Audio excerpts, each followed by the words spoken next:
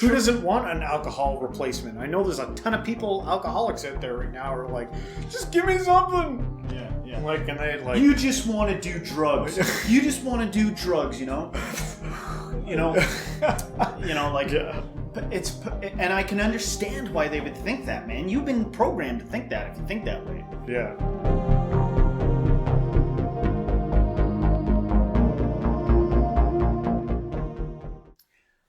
Welcome, modern day mystics, fellow truth seekers, James and Justin, back at it again. In this video, we're going to take a look at the real risks of psychedelics out of John Hopkins University. I guess it's Professor Dr. Matthew Johnson is going to tell us a little bit about psychedelics. And the reason we're watching this video is because we talk about a lot of spiritual subjects on here. Personal development, growth, connecting with reality. And it really feels like we've entered into this like new psychedelic revolution. It seems to be getting talked about all over the place. Yeah. And so if there's a benefit to be gained, something to be learned that can help humanity, hey, why not take a look at it? Yeah, there's connections that can be made between psychedelics and spirituality, for sure. Oh, yeah. So let's take a look at it. Devil's advocate. Are psychedelics dangerous? So some critique over the use of psychedelics as medical treatments is that they're particularly dangerous. Now, I want to be clear. Every medical intervention and every psychoactive compound has risks. The key question...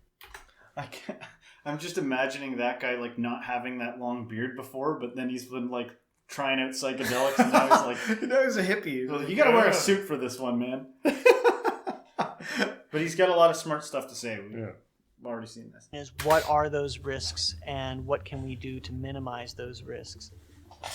In the big picture, the harms you see from psychedelics, even though they're real and we know what they are, the prevalence of these dangers pale in comparison to other psychoactive substances, both illegal and legal substances. So numerous scientific investigations have had experts rank order the harms to the user and the harms to society.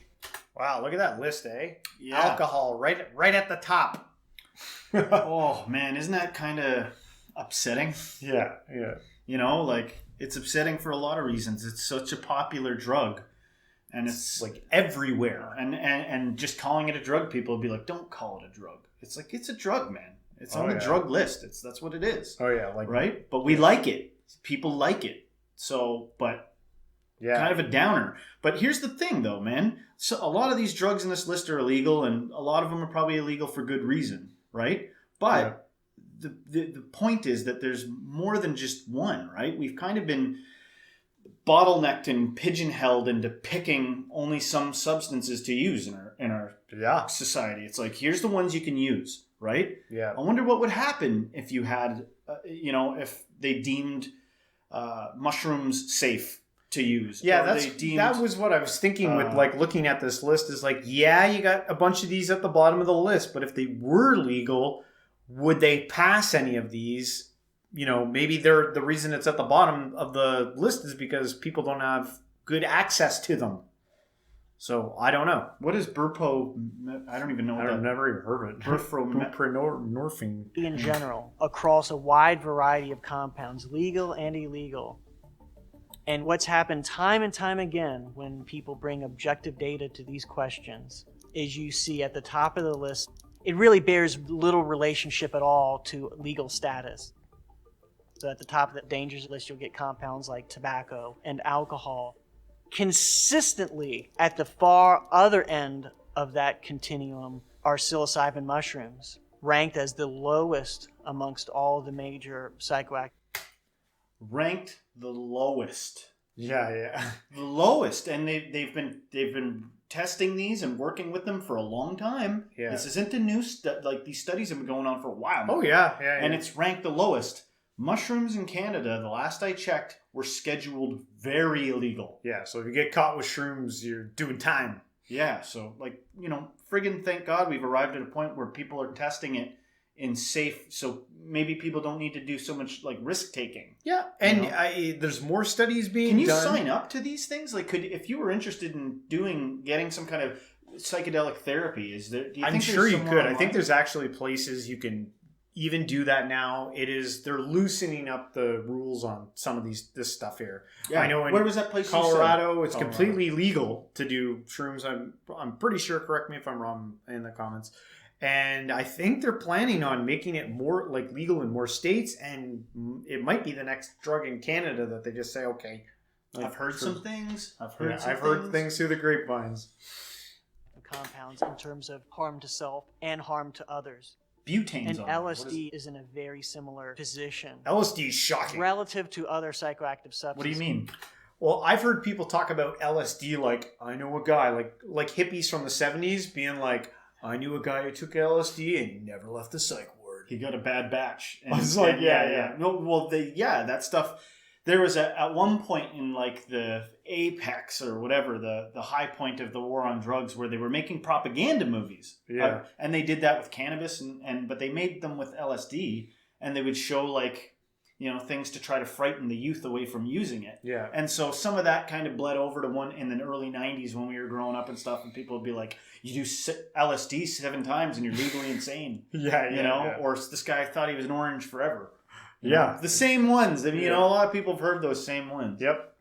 But hey, man, I don't know that there's not some truth to some of that. I've never done LSD. Yeah, I know. Yeah, I hear you.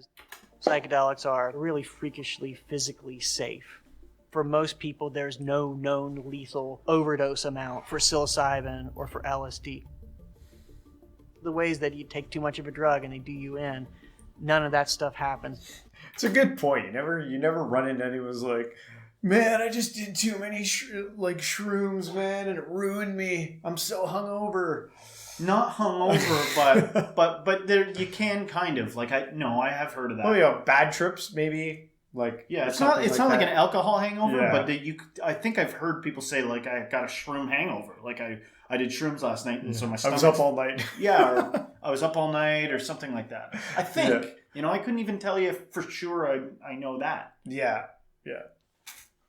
One of the amazing things about the classic psychedelics, like psilocybin and LSD, is that they're not addictive. They can be abused, meaning they can be used in a dangerous way to the person, but they're not addictive. No one's jonesing for their next shroom fit. I think that was where I was going with it. The non-addictive. Yes. I was thinking of that in my head. They're not no one's jonesing for the next mushroom fix. Yeah, the key word there is jonesing, right? Yeah. Because you might meet somebody that really loves mushrooms. I've met that person where they're like, it's my favorite thing. Yeah. I love doing it. I did them 5 times last month, right? Yeah. 5 times is, even if that seems like a lot. Yeah. I think most people would be like, 5 times in 1 month? That's crazy. How much do you drink coffee? How much do you do anything, Yeah, right? exactly. But you're not going to jones for it. There's no physical addiction. Yeah, you're not breaking into your neighbor's house to... Pretty sure I heard it's like Get shroom anti-addictive. money. Right, yeah. You're not going to man, you're messed up. I don't want to be insensitive to somebody if they are somehow, I was born with a rare genetic code that makes me have to do shady shit for shrooms. I don't know. So we know a lot about these risks of psychedelics, and one of the major factors that we know that separates riskier use from less risky use is the presence of a sober guide. The more it looks like the clinical research where the person is not alone, they're with someone they trust, there is control over the dose. And it's going to be in a safe environment where they're not worried about making sure no one assaults them or steals their wallet. The less likely that they're going to run into pitfalls. When they're time There were traveling. a lot of overstatements and urban legends about the dangers of psychedelics. Things like, that it was common for teenagers to stare into the sun and burn their eyes blind. Yeah, because these are the stories that we were talking about. Yeah. Guy doing a bad LSD trip and going away forever, man. Well, here's the thing, though. They are pretty crazy, right? And, I think he alludes to that. But I like the fact that he's talking about doing it responsible. If you're gonna do it, it's like they're coming up with a game plan now. Where this stuff used to be we don't talk about it. We don't talk about this shit. At least they're studying it and coming up with look, man, if you're gonna like have someone with you, do it responsibly. And but part of the problem is it's kind of hard to warn people for what they're in for because words don't suffice sometimes. Yeah. You know, like a word like profound or something like that. Yeah. It's like, it wasn't just profound. I don't know if I can look at reality the same way. I got out of it. You know, I was in a different dimension. Yeah. It's kind of hard to prepare somebody for that. Yeah. So, but you definitely don't want to, lock them in a room. Yes. You know what I'm saying? They were on LSD. There's no credible evidence that ever happened. Also, certainly the bad trip is a real phenomenon. It's relatively rare, but sometimes people have accidents and sometimes people die when they're having a bad trip and they panic and they fall from a height or they wander into traffic. These things have happened. But, some of the research from the 1950s... Imagine running into a cop. In the middle of whacked on something. That's why you have a sitter. The sitter wouldn't allow that to happen. No, you don't. You're not going nowhere. A sober guy. Yeah, sober guide. Isn't that what they call him? The early 70s. They gave a giant dose of LSD to someone and then locked them in a padded room. Ugh. One of the trials, looking to see if LSD could help people with alcoholism, they literally tied people down in restraints to their hospital bed. Gave them a massive dose of LSD, 800 micrograms, and they didn't give them any warning that, that they took this substance that would profoundly alter their conscious experience. It's torture. So we've figured out a lot since then with that sort of research. I feel like a good tactic almost would be to oversell how crazy it's going to be, right? Yeah. Because, I think that happens a lot of times where somebody will be like, oh, it's a blast, man. And then you do it and you're like, time doesn't exist anymore. Your sense of time is completely... For the little that I know about psychedelics, everything I've ever been told is you better damn appreciate that shit before you get in there. Because it'll mess you up. There are people that take it, prepare themselves for weeks before they do it. They're like, I've been on a diet. Yeah, and ayahuasca retreats where you have to go and sit with psychologists for a week before they're like, okay, now that you passed psychology test, now we'll let you have some. Yeah. Those are the conditions under which when you do get experiences that look more like psychosis, you treat the person like they're going to go crazy. And a lot of times they, at least temporarily, they feel like they're going crazy. However, if the person is in a safe environment, the drug will wear off and they'll be fine. I'm not encouraging it, but there are a lot of overstatements. And so I think psychedelics big picture can help us move towards a world where we start to understand what it takes for the human being to be mentally healthy. What can we do in the spirit of prevention? It holds a lot of promise in helping us figure out what the nature of mental disorders are and also how to prevent those disorders. Well, I love that. That's optimistic. I like the idea of looking at this as a way to possibly help humanity in a time where it seems like there's a lot of negative news and stuff like that. This is a good news story that seems like it's hey, here's something that might be able to help people. And something like a mushroom is free. You can grow it in your backyard. Oh, yeah. And if it was, if people were allowed access to this stuff to help them with their own personal addictions and get them maybe through some PTSD and it's totally free, and don't let the pharmaceutical companies know. They'll fucking hijack that shit. But and then sometimes that might sway somebody. You'd be like, yeah, man, this is organic. It's natural. We'll even provide a safe environment for you with doctors. Yeah. And so it's going to be very profound and might help you with something like PTSD or something like that, right? Maybe if you've got some mental illness, you might want to avoid that. Go do some, get the go ahead by your therapist or something. I like some people talk about this shit so nonchalantly, and it must be nice to be so free. Joe Rogan's like, oh yeah, microdose, and these guys are all they're already doing it. Right, it's already going on. It's the people who are bound by the letter of the law are, under different. They have to follow different rules. But there's, people already doing it. That kind of leads to my next point, right? Which is that sometimes people will be like, okay, fine, all right. If you're going to use it for medicine, then I'll wait till the science is confirmed and then it's legal and you get to go ahead, then fine. If you want to go do these crazy mushrooms and it's legal, then fine. You know, and there's some people that still, even at that point, they've, you know, had a whole career of not thinking that they're going to be like, I don't give a shit if it is legal. They're drugs. Oh, right? yeah, yeah. But some people will go, fine, it's legal, go nuts. For medical use. Yeah. And it's like, well, what's so bad? Why can't we revisit the idea of doing it for recreation? Like, if this is a profound experience or something and a person happens to like it, like, I like this. I like... well, and if it's less addictive and it's not as bad for you, right. it's not as bad for you, like why not? Why don't you... Who doesn't want an alcohol replacement? I know there's a ton of people, alcoholics out there right now, are like, just give me something. Yeah, yeah. Like, and they like... You just want to do drugs. You just want to do drugs, you know? Like... Yeah. And I can understand why they would think that, man. You've been programmed to think that if you think that way. Yeah. But the truth is, like, just give it a second thought for a second. Think of all the different things you do for recreation.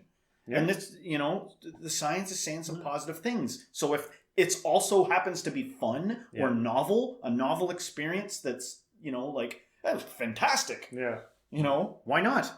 You always have to be responsible. Yes. I'm not advocating anyone break the law. I'm not doing that. Yeah.